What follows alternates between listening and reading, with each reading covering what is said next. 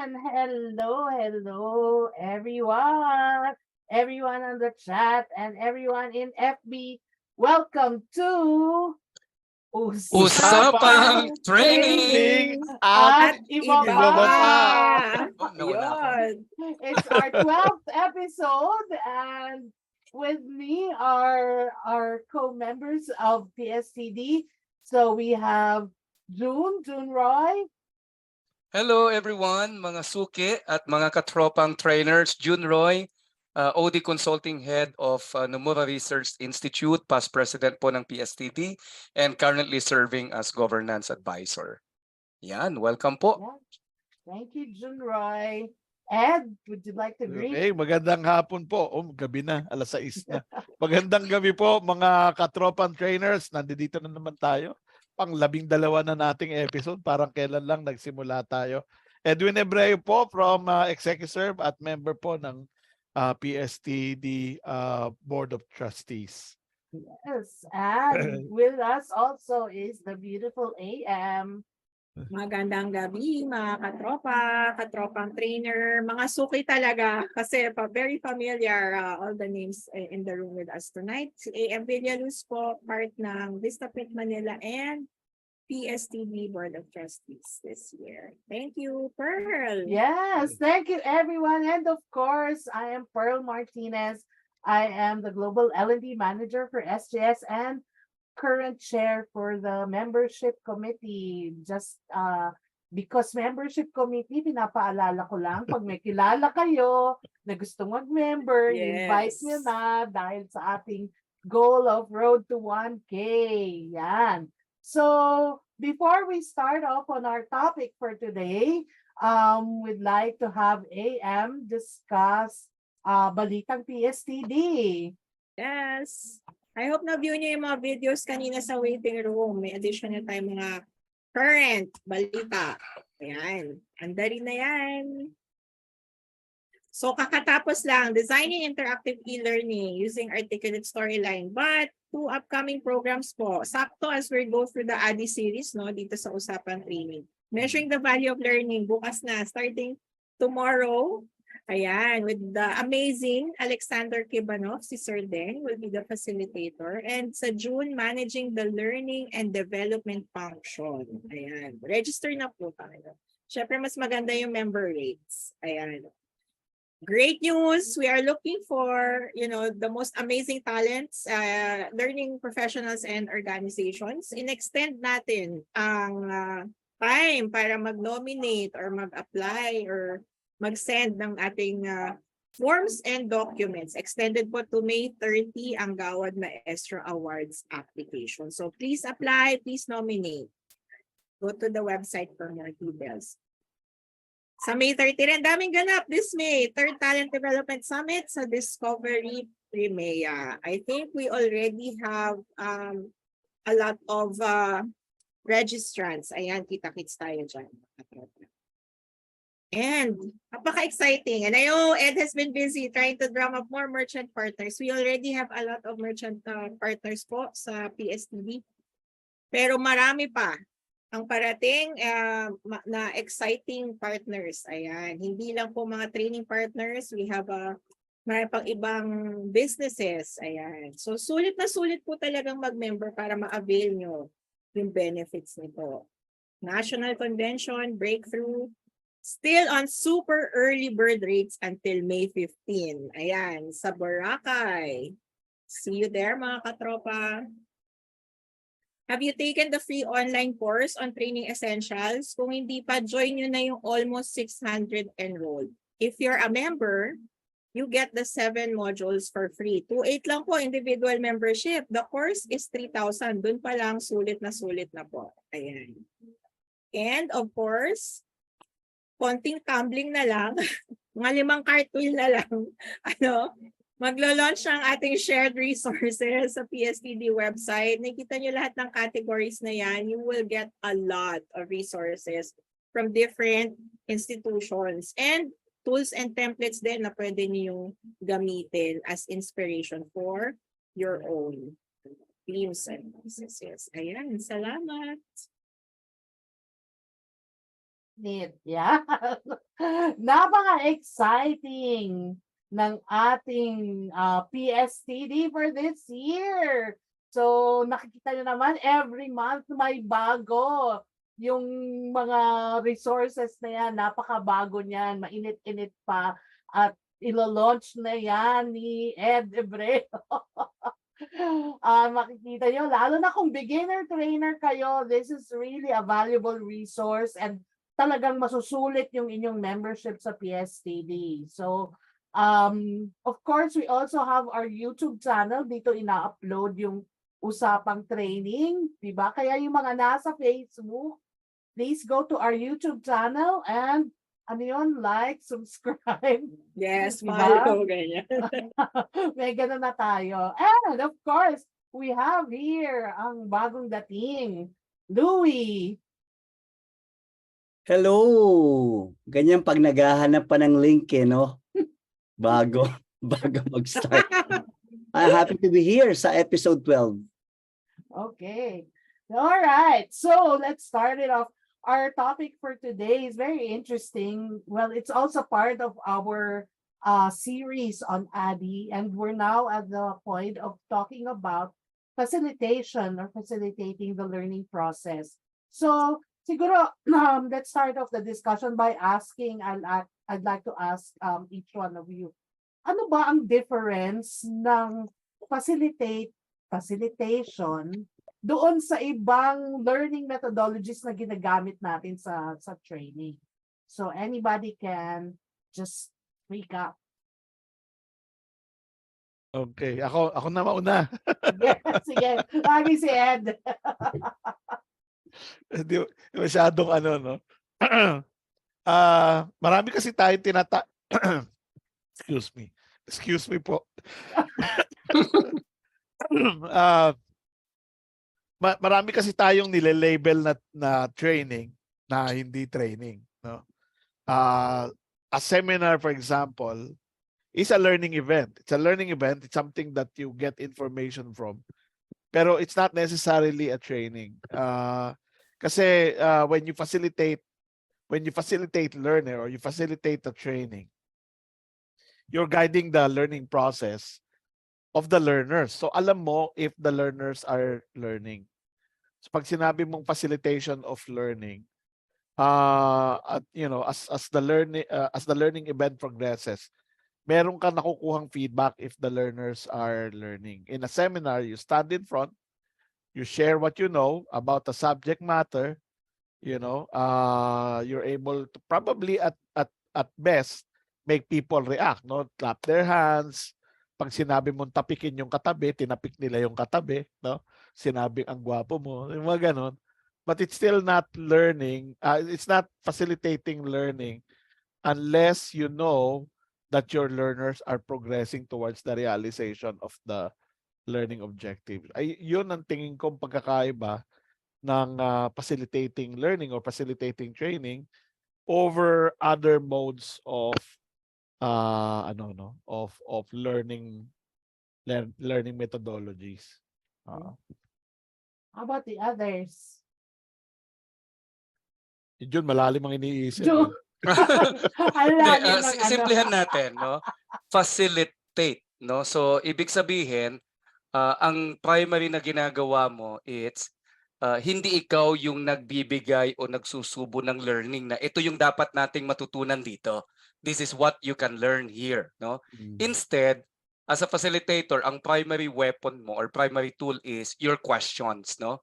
Ano yung mga itatanong mo so that at the end of that exercise or that segment, you will be able to help the participants realize the learning, challenge their own ideas, and at the end also you will be able to inspire them to act, no? So yun ang isang malaking pagkakaiba between facilitating and let's say talkies, no?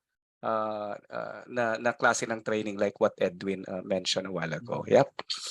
Okay. Questions oriented. Yan, sabi nga facilitating, not facilitating. Ayun. Nagpapasipulate tayo eh. Ano yung Minamanipulate na. pasipulate? Ngayon ko lang Bago narinig yun ito. Yung Explain. kunyari, nagpapacilitate ka, pero actually minamanipulate mo into an answer. Yun ang tinatawag ko Oh, na yun. manipulation. Yes, eh. Okay, how about you, AM? Sa akin, what else can I add to what Ed and June has mentioned? But yes, pasipulate talaga mabenta. We do create that space, no, as facilitators of learning. We create that space, that safe space where people can challenge yung kung ano na yung alam nila, and they feel safe enough to think and try new things. Ayan, I think that's part of it. Yeah, thank you, AM. Louie, you want to add anything? May ginagamit akong slide where I compare. O magkakakita na ng Ito slide. na. Labasan na Ito naman ang tayo, eh. bawat. Hindi ko Magkakalabasan ng slide. hindi ko mahanap, pero 3 column siya, no? I differentiate facilitating from presenting and from training. Okay. Yan, no? And of course, we say that training requires a combination of both presenting, yung sinasabi ni Ed kanina sa ni Jun na nagse-seminar ka, no? You are giving input one way. Okay? But if the part of the training requires that you draw out or responses, reactions, and draw out demonstration of learning and skill practice from the participants, that is the part which I call facilitating. So presenting is not facilitating, facilitating is not presenting, but you need both to be able to deliver an effective and engaging learning. Agree. Gusto ko lang magdagdag, Pearl. Papakita na ng slides yan. Hindi. Actually, pwede naman tayo mag-argue dito. No? Mas masaya pag may konting argument. Ano? hindi lang kasi I agree that asking powerful question is a very important part of facilitation. But we will be excluding yung mga klase ng training where the learners have to learn something exactly as it should be done. No, sa engineering, sa nursing, sa medicine, where you have to be told how to do things. Pero kasi facilitation of learning, kasi if you go to the root word or you go to the meaning of facilitation, which is facilitate, is to make easy. So facilitating learning means to make learning easy. Yun yung yun yung pinaka-objective ng facilitation, is to make learning easy. So you can tell, kagaya ng sabi ni Louie, you present and then you need to get feedback o whether the learner learned or not. Okay. So there the evidence could be in terms of answers to questions or demonstration of skill. Diba? That's all part of facilitation of learning.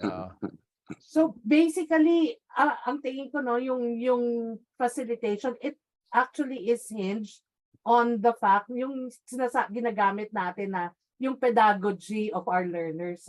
Lahat ng learners natin merong angkin ng kaalaman from their experience, di ba? From everything that they've learned, and we just have to hugot, di ba?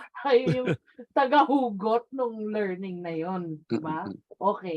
All right. So, given that, na nakita natin, no, ano yung difference nga nung sabi nga ni Louie, ang difference ng training, ng presentation skills, at ng facilitation skills.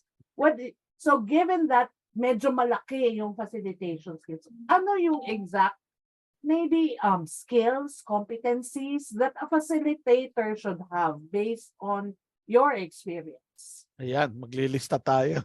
Ayan. Isa-isahin natin. Sige. Ayoko naman mauna, kayo naman mauna. So anybody, June, would you like to Start again. start again?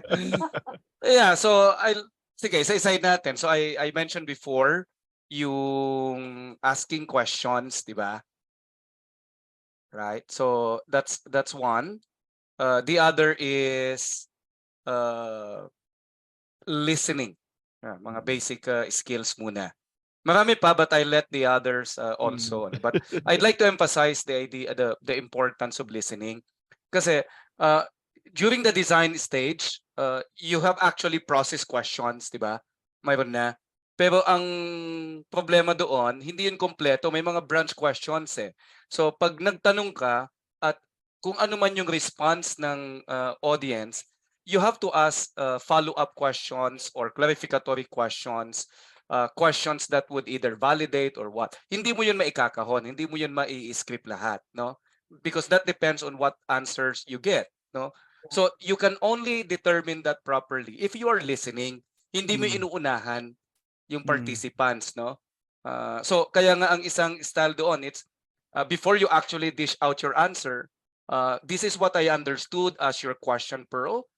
If I got it right, then articulate it. Is that correct? Oh, then this is my answer.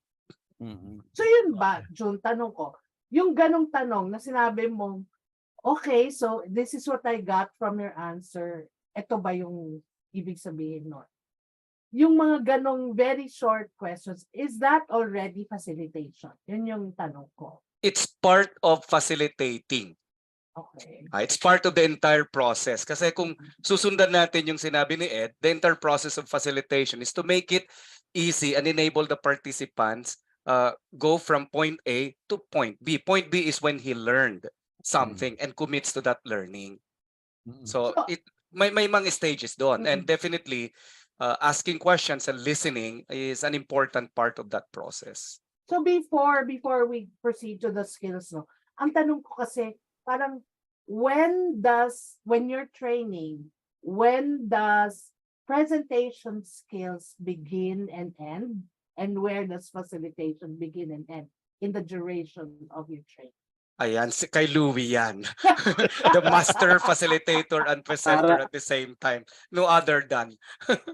Again, kung babalik tayo dun sa definition natin, simple definition natin ng facilitating, which is to make learning easy, right? Para sa akin, ikaw ay presenter kung puro one way. At ang questions mo ay rhetorical. You just keep on delivering the content. Any reaction that you may get is perhaps just because of your jokes, no, or your rhetorical questions.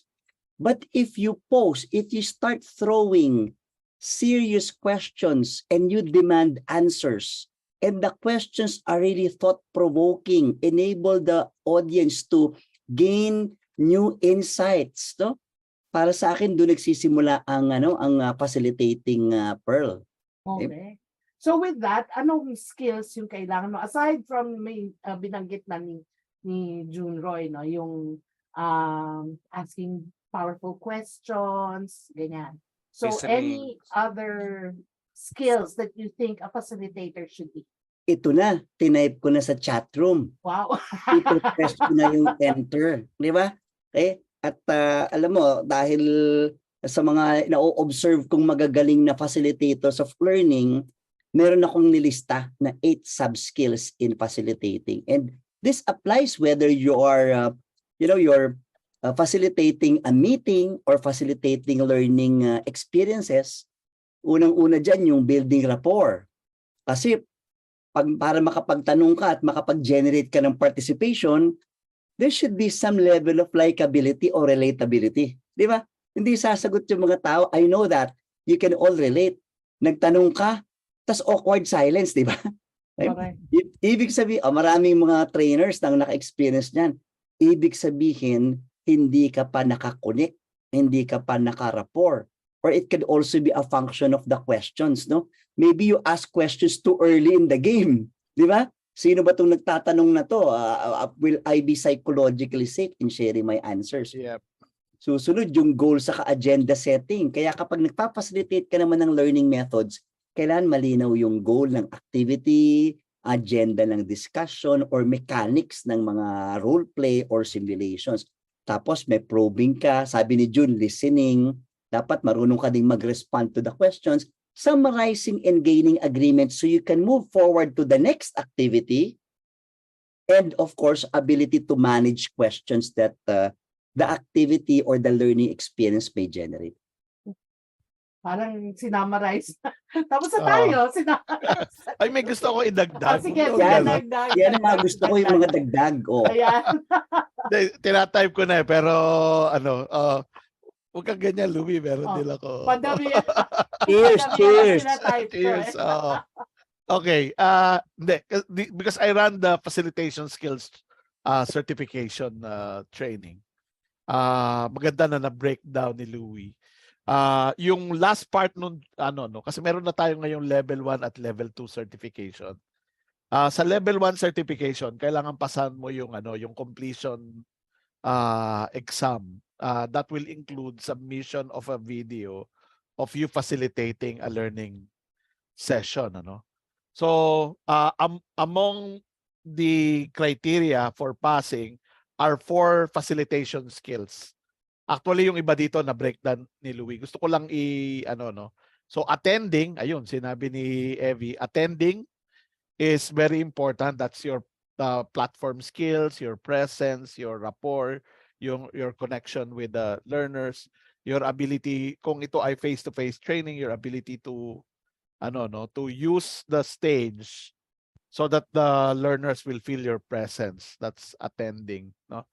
And then yung second is observing skills. Yun. Sabi ni Evie, yung observing skills is very important because, and this is also why it's important that you know your material.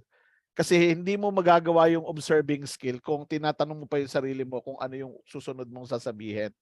Because you want to know how the learners are responding to the learning session. Are they learning? Kumukunat ba yung mata? Naghihikab ba? Tinitignan ba yung relo? Okay. Are they lighting up? No? Meron bang parang gusto magtaas ng kamay? Those kind of things, di ba? Minsan ganun yung iba magtataas pa lang, yung mga mahuhusay na facilitators, magtataas pa lang ng kamay yung learner, alam mo na, no? Yun yung napakahalagang observing skills. And then you have questioning, and hindi lang basta-basta question, powerful questions. Kasi maraming paboritong tanong, lalo na pagka bago pa lang tayo nagpa-facilitate ng learning, yung, is everything clear? Do you understand? Is there any question? So, siyempre, ang sagot doon, din di ba? So, ask powerful questions that make people think. Okay? Make them reflect and sense what they're getting from the learning experience. And then the fourth would be listening. Yung sabi ni Louie, kapag ka matagal sumagot yung mga participants, baka masyado kang maagang nagtanong, maaaring hindi pa sila warm enough, hindi pa warmed up to ask questions. Posible rin na makakomplikado yung tanong mo and will require some thought. So, one of the things that you need to be capable of doing as a facilitator when you ask questions that require some deep thought is to get comfortable with silence. Yeah. Kasi kung minsan, masyado tayong mabilis sumagot sa sarili nating tanong. No? So pag nagtanong ka, medyo komplikado yung tanong, let them think. No? Give them a minute to think about your question. Meron akong isang natpulot kay Jun dati sa facilitation skill, Jun. Yung yung tanong mo ay hindi maraming sagot.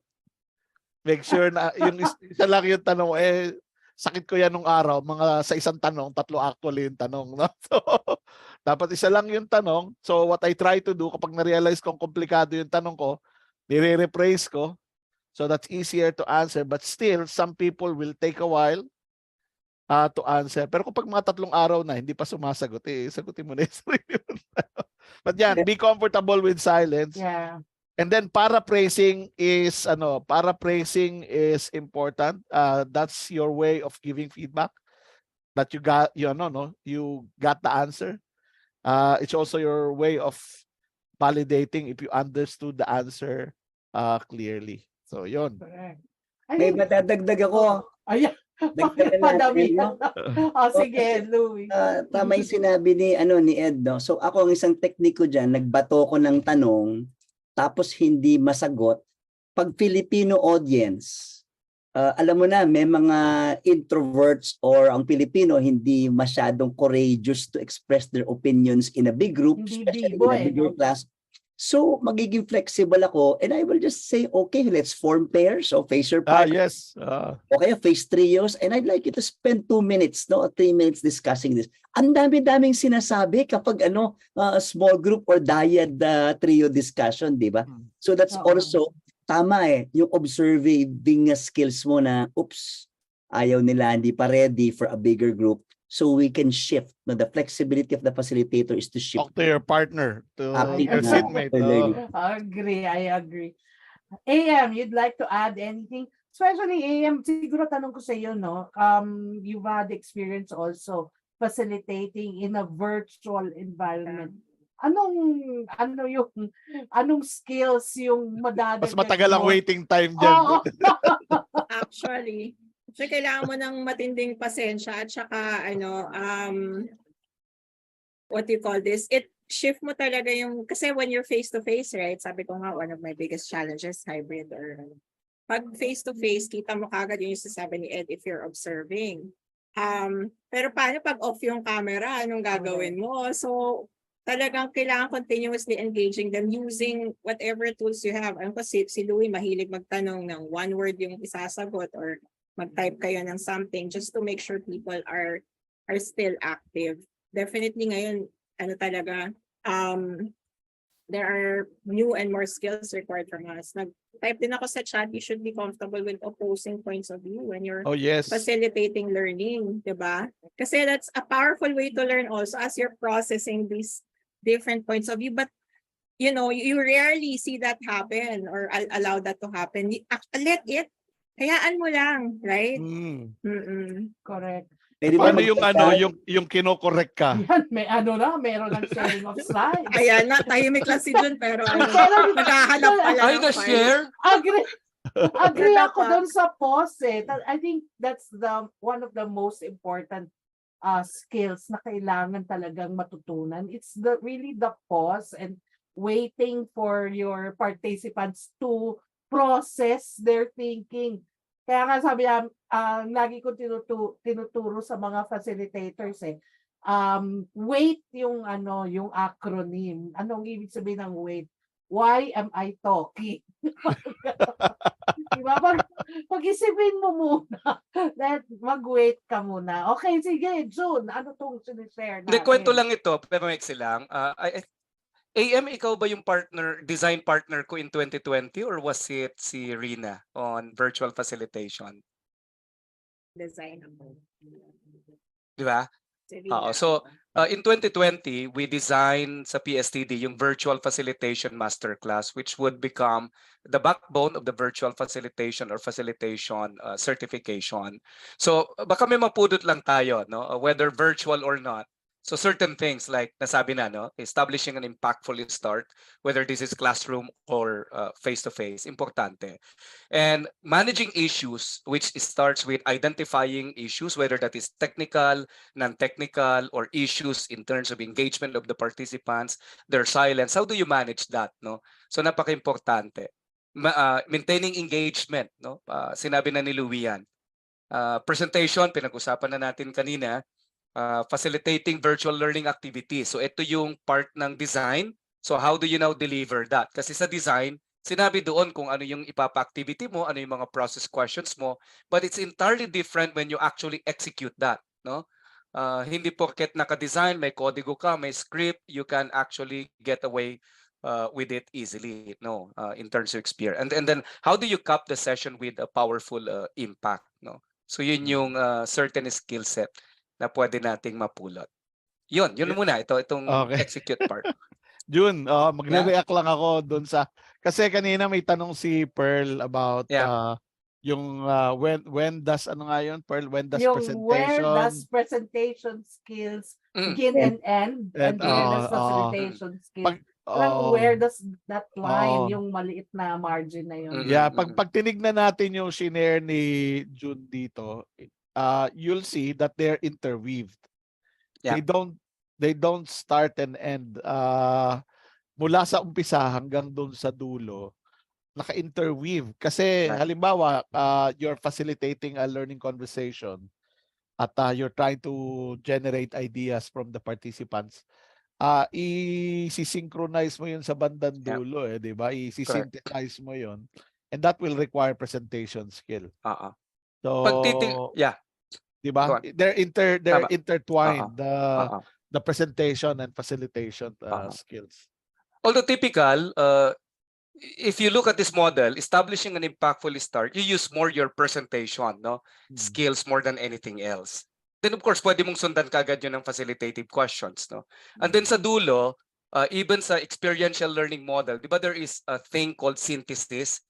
This is the time when you synthesize the activity, you share your own inputs, you challenge them, di ba? You can even share a short story. So that's presentation skill. So presentation and facilitations are equally important. You cannot just be a facilitator, vice versa. Yeah. Okay. Yeah. Very good. Ang ganda ng conversation natin. Meron pang mga ano yan eh. Bigla na Pearl, lang dadagdagan ko lang. Dagdagan ko kay Ed. Tama si Ed eh. Ang isang magaling na talent development or learning practitioner, smooth yung kanyang paggamit ng presenting, facilitating, no? When di mo mapapansin yung break, di mo mapapansin yung line, there are transitions in between because in a minute or two you're giving inputs, that's presenting one way, and then you will ask a powerful thought-provoking question later. And then may nagtanong na isang participant, sinagot mo, napa-lecture ka uli, and then you shift to another activity, you shift to facilitation. It's really having those hats, no? And a seamless transition from one to another is a great skill of the Yeah. May sinabi rito si Miss Maribel. Need to push that synthesis further to happy birthday. Tama yun. Happy birthday, Maribel. Happy birthday. Actually, meron gusto ko nga tanongin si Maribel kung pwede ka mag-unmute, Maribel. Kasi in my mind, yung synthesis is after identification ng learning action plans, and then narinig mo na yung mga action plan ng mga participants, and then you synthesize, or is synthesis and then action plan, learning action plan, Maribel? How does it work for you? If you're following the adult learning cycle, diba, you start with activity, tapos analysis, observation, analysis, tapos abstraction, yun na yung synthesis. Because now you're putting all the ideas together. Okay. After you've synthesized, that's when you now let the participants think about how is this applicable in my work. Okay. So thank you for clarifying, Maribel. Because in my mind, yung abstraction is still a middle process in the learning because they haven't really made the decision. Yung synthesis for me, I mean, baka may misuse ako, is after I hear everything, I want to wrap it all up into one big package, is the synthesis to me, which happens after nag-action planning, brainstorming. Okay, so abstraction is synthesis. All right, thank you. All right. So, meron tanong si Kevin, no? How do we manage participant energy? And this leads me to my question to the group. Ano yung mga challenges ninyo? At based sa challenges ninyo na in facilitation, ano rin yung mga best practices nyo to overcome and to mitigate those challenges? And I think yung tanong ni Kevin ng managing participant energy is really one of the biggest challenge in siguro bago natin sagutin, tanungin din po natin lahat, what are the challenges that you experience? What do you find difficult when you are facilitating a training? And we'll see how we can answer them. Yun, 1 minute na chat lang. Or if you can unmute, kaya ba natin na ipa-unmute yung mga gustong Siguro Maybe. i-type muna tapos tawagin natin. Oo, gawin nating very Pero interactive. bigyan natin ng konteksto yung challenge, no? So, a lot of the challenges that we encounter in training are supposed to be anticipated, planned, and given solutions during the design stage. Yeah. Right? So, yun ang context muna noon. Paano, Jun? Paulit, sir. Sorry. A lot of the challenges that we actually encounter are supposed to have been identified, planned, and given resolutions from a design perspective. So for example, 'di ba, sa design mayroon tayong high, low, no? Hindi naman pwedeng high lahat ng activities mo, especially kung physical yun, na wala silang reflective moment. So yun yung low naman. Okay? So that ibig sabihin, answers the question of Kevin. Yung that how answers you- partially, pero Oo. as I said also before, even if it is perfectly designed or masterfully designed, yung execution is different skill set. Yeah. Kasi in terms of design, ganito yung gagawin mo. Theoretically, dapat engaging yan. Eh may na-encounter kang, let's say, he has a different agenda, different idea, and he's very vocal about it. And he wants to hold unintentionally na hostage na yung discussions, no? And we've been through a lot of that. So paanong gagawin mo? So no matter how you do that in design, it takes practice to really do that, no? At hindi madali yon. So that's what I mean, no? So sabihin natin 80-20, 80% of the challenges are already supposed to have been resolved at the design stage and your experience with it. That's the assumption. And then with your experience and the design, then yung 20% is really execution. Yeah. But there will still be something unexpected that Oh, will crop yes. up, di ba? Right. Always. Yeah. And even the ones that you expect, in theory you expect that. You have the plan, but when you're faced with it, hindi Yeah. ganun kadaling ma-resolve lahat noon. Mhm. Tama ba, Louie, Ed? Yeah, I agree. Yeah. I'm looking at some of the questions here. So sagutin na natin isa-isa. Yeah. Yung kay Yes, Irene, ma'am. Esteta, kay President. Uy, press. Challenging daw for a facilitator to not turn discussion into a grievance session. Siguro Oo. experience na natin 'yan, ano. Jesus, How do you deal with that? Yung nagiging gripe session, yung yung learning session. What do you do? Kapag Louie. ang TNA ko importante sa akin yung yung asking the right questions para mapalabas ko na to. Kung meron mang mga grievances, I am able to, sabi nga ni Jun, they should be anticipated, no? So I group them and then I will actually sometimes present it on a slide. Here are the concerns grouped together. These things we cannot respond to in this training. These things we will give us feedback, no, to manage. So minsan inuunahan ko na. Yun. Yung iba magamit yung Napaka-importanting bagay. Na-experience ko na yan eh. Grabing, I think one of the worst experiences na experience ko is, pa kami, focus group discussion prior to the team building na ganyan. At nakita namin na talagang maraming grievance yung mga employees against their managers. But the management really wanted to push the team building no matter na diniscuss namin madaming grievance and I think they should be addressed and da. Pagkatapos, pagdating doon, ayun na, yung mga sama ng loob ng mga employees, dinala nila at tingin nila yung team building was just something na activity na pinapagawa ng management para ma-manage yung kanilang mga grievances.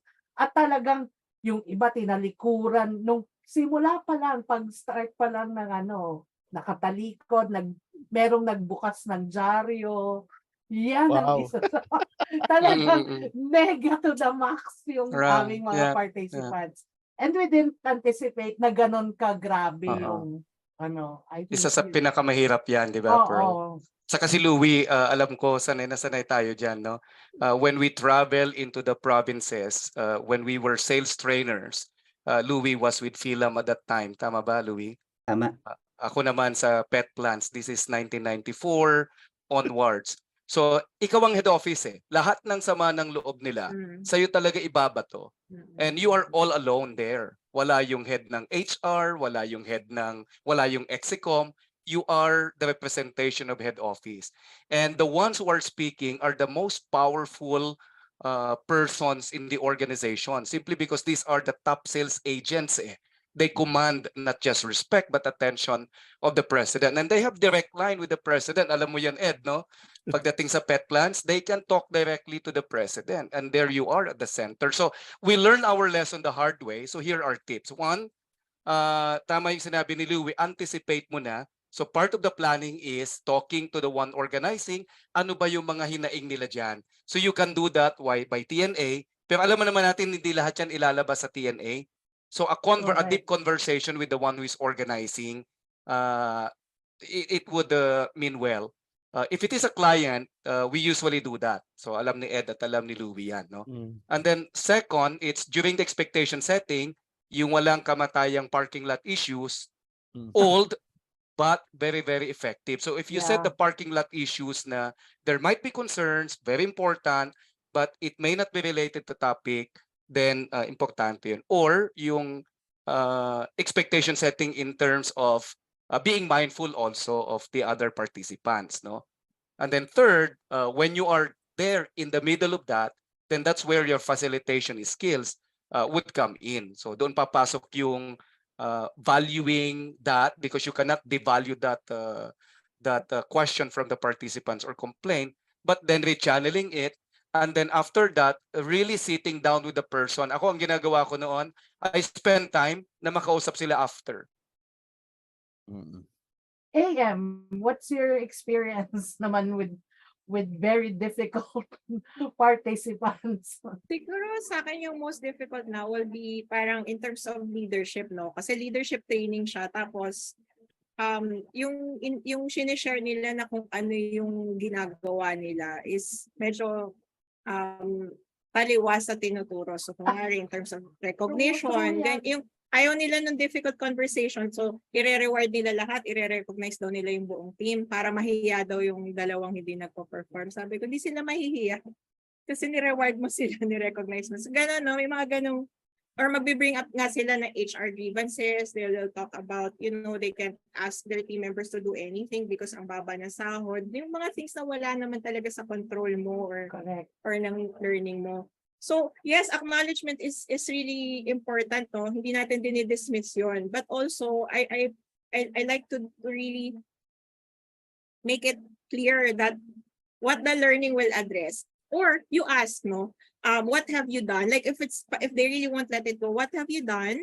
And what's one or two things you haven't tried yet that you can do? Kasi if you focus on action, right, then I can bring it back to what we're doing, what we need to do. Actually, ko yan, nakaka-empathize ako dyan. Tanong ko sa inyo, paano nyo sasagutin ng isang participant na ang tanong is parang, how do you provide feedback and how do you handle ganyan, yung mga ganyang complaints? And ang sabi niya, kapag difficult yung employee, sabi, leadership training, sabi, pagka difficult yung employee, sigawan mo, tapos sabi ko.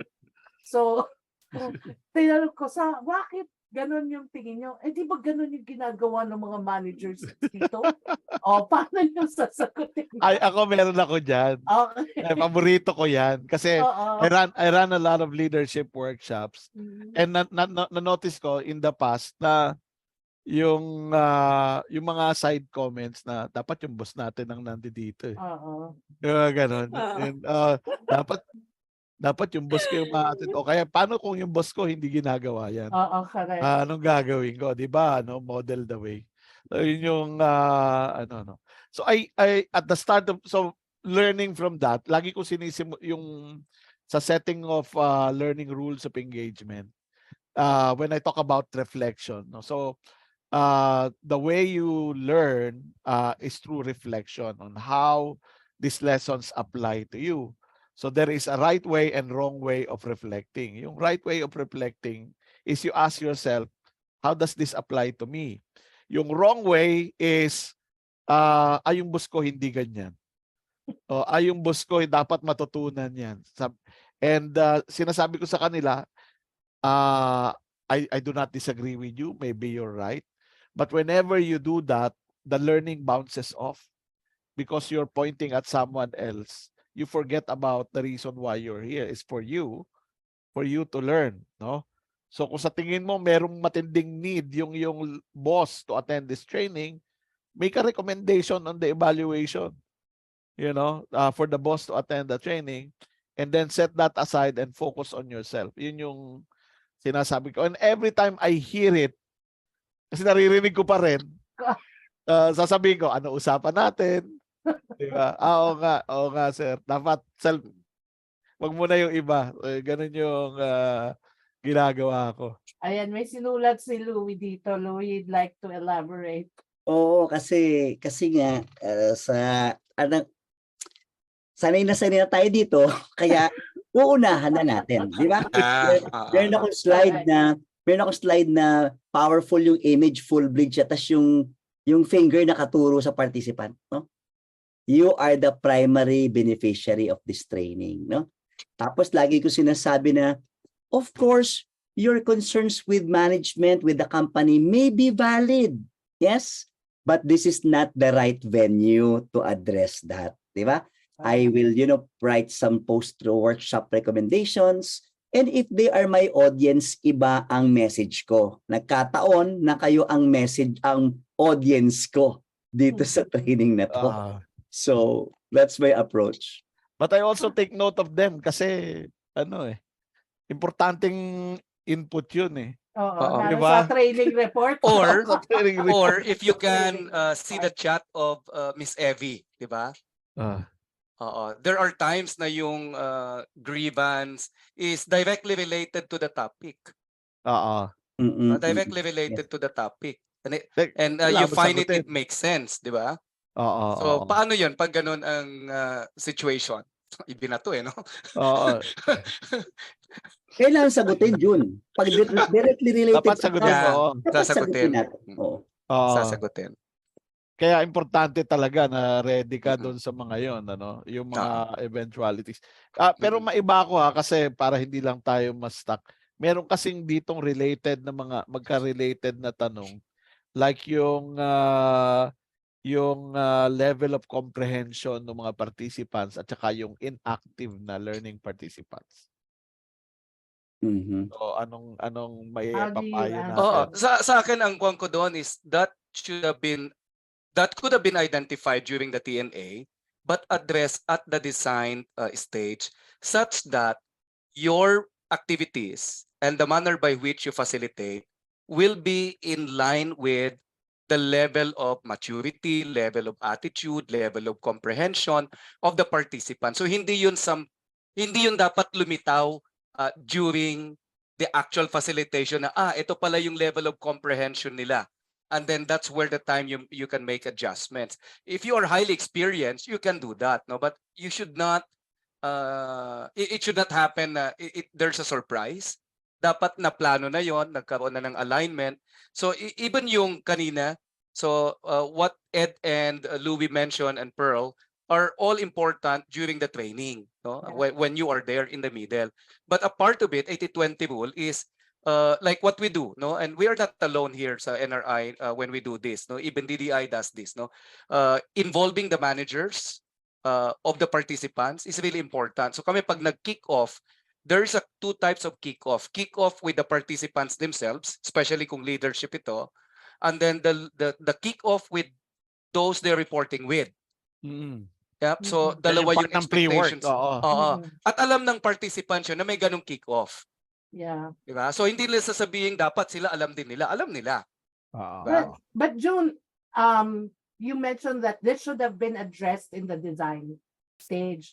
But reality bites, nangyayari yan. Nangyayari. May inactive kang mga participants, di ba? Or meron kang participants na hindi magkaka-level ng knowledge, merong Oo, oo. advanced na yung alam nila. So ano yung strategies natin, natatawa si Louie, yung strategies natin dealing with these kinds of situations? Yeah, And so at the you design will stage pa encounter them. rin, yeah, so mag-a-adjust ka talaga during the kasi theoretical yung design and then lumitaw. Alam na nila yan during the design, pero pagdating doon, hindi nila alam. So we've been through that. Mag-a-adjust ka ng examples mo. So yung something na madali nilang intindihin, di ba? So like design systems thinking, ang example ko, traffic. Di ba? Hindi ko mag-example ng iba pa. Traffic. If I discuss about balance scorecard, ang example ko palagi hindi mawawala yung waistlines, yung madaling maintindihan. So examples. Kung kailangan i-Taglish mo or Tagalog, yung language na gagamitin mo, and then usually avoiding really jargons and highly complicated Yeah. Louie, How about kasi the Louie may others? Louie. Kaya ako natatawa kasi para sa akin mas okay pa yung inactive participant kesa sa yung comprehension challenges kasi yung inactive is more within my control, no? I can control the elements of the learning environment to make it elicit more participation. yes. May alam ka na yung comprehension level, ang target participant ay, Pearl, alam mo to, no? Meron tayong shared project dati na mga driver at pahinante. Meron pa mga matador, di ba? Ano yun? Mga matador. Matansero. Uma-attend ng training na may mga nakasukbit na mga Mabulok. yung mga talagang pangkatay ng mga as uma-attend sila ng mga problem solving, decision making workshop, no?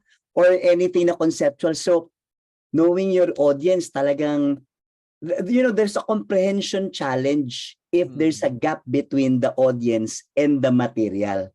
So the only way to deal with that is to really, I don't want to use the term dumb it down as they say it, but really match the content, activities, and delivery sa kakayanan ng audience. Agree. I completely agree with that. Ang isang nakita ko naman na challenge pagdating sa comprehension level, yung pagka masama yung mix ng participants, yung meron kang advanced learners, tapos meron kang basic, tapos skill yung training, it's a skills training. Yes. Something that I highly discourage na pagsamahin sa isang kwarto yung advanced learners. Kasi pag hinabol mo yung advanced learners, kawawa yung basic. Pag naman yung basic ang hinabol mo, board naman yung advanced learners, ano? So, yung setting and leveling of expectation din sa umpisa, na this is a basic training, so the knowledge will be basic. Yung mga advanced learners, this is your opportunity to audit what you know, since you're already here.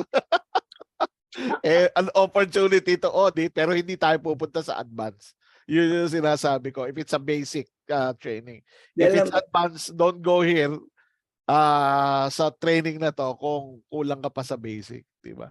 Ang nangyayari yan, Ed, kasi especially because of cost considerations, especially outsourced, no? May 5 slots pa, may 7 slots, sayang naman, may mga nagbaback out, no?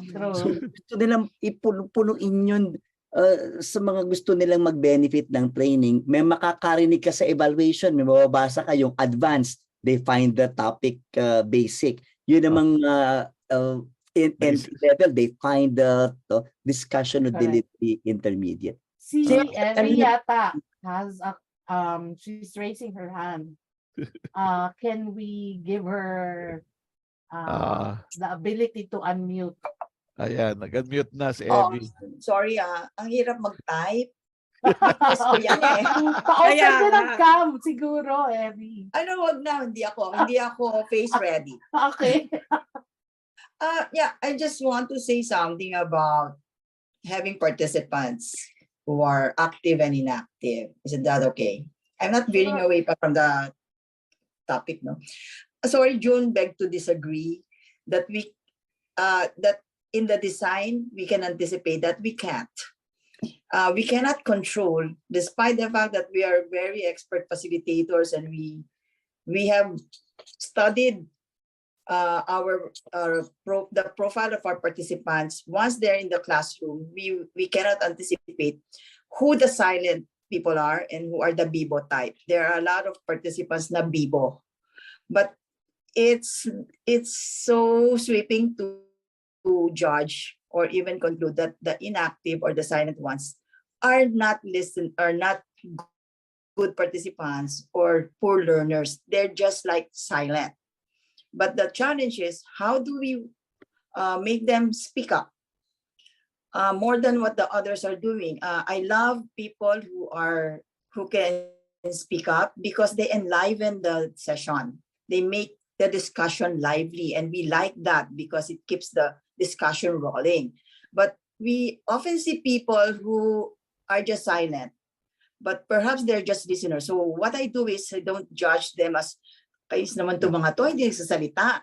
So what I do is I call on those who are silent, give them some airtime rather than just ignore them, and not allow the others who are talkative or who have been talking a lot in the first hours or so. Or let's give other a chance to say, or kaya mag-volleyball told you na, do you want to say something, Pearl? I can see that you want to say something. So you can now force them to say something, because they still have something to say, and I want to pick their brains if I want them to talk. So somehow that's what observing and attending could do as skills. Because we cannot just ignore people who are silent and just set them aside. We still want them to contribute and say something about what's being discussed. So that's what I will do in those Thank you. cases. Okay. Thank you. Evie. Evie. Yep. Agreed. Okay. May gusto ko idagdag dun sa sinabi ni Evie. At saka ano na rin siguro to, sagot dun sa sinasabi ni Miggy, yung different learning styles.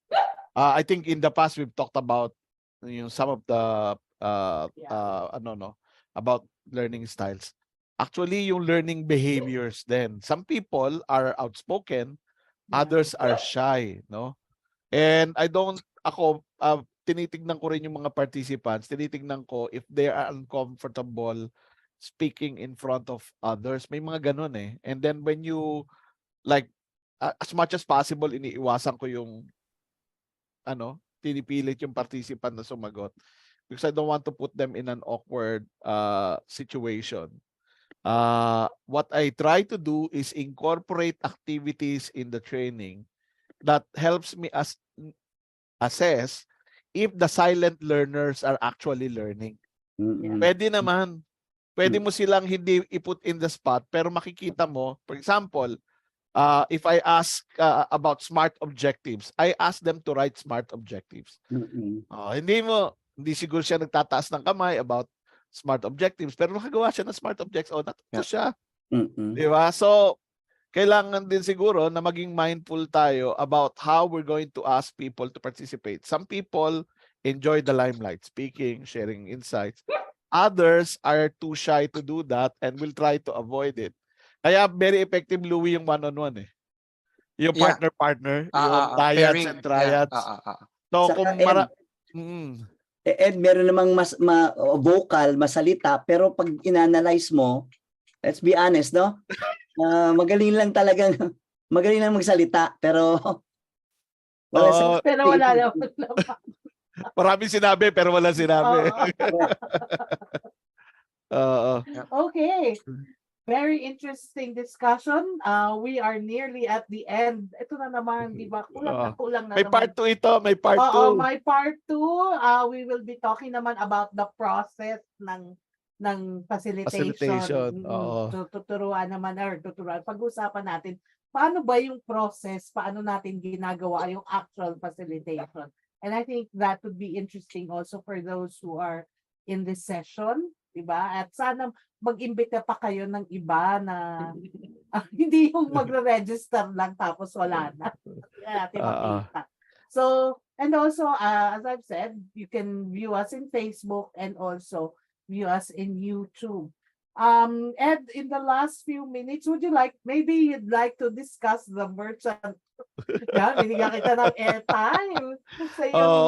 merchant De, program. exciting kasi maraming nag-submit sa akin ng name ng mga hotels and restaurants and other establishments na pwede nating sulatan to become part of our merchant partnership program. Kung kayo po ay may kilala at gusto niyo lumaki yung ating network of partners, paki-message po ako at bigay niyo sa akin yung mga padadalhan natin ng proposals. Hindi lang sa sa hotel and resorts, but also service providers who cater to talent development and HR practitioners At dagdag ko lang, Pearl, yung mga ngayon pa lang nag-join sa usapang training at iba pa, itong pinag-uusapan natin na facilitation skills, bakit tumalon tayo agad dito? Actually, ADI ito. Puntahan niyo po sa YouTube yung ating channel. Nandoon yung mga past episodes po natin. Balikan ninyo para makonect niyo po yung mga pinag-uusapan. And yun yung aking reminder sa lahat. All right. So yung mga nandito, the few people who are left at hindi naman nag-left, pwedeng pa-open ng inyong mga cameras for our group picture. Very bitin episode of Usapang training. So with that, we have AM, Jun Roy, of course we have Nat and Louie and Ed. So with that, we'd like to thank you and watch out for another episode next week of Usapang Training. training. At At iba iba pa. pa. Happy birthday.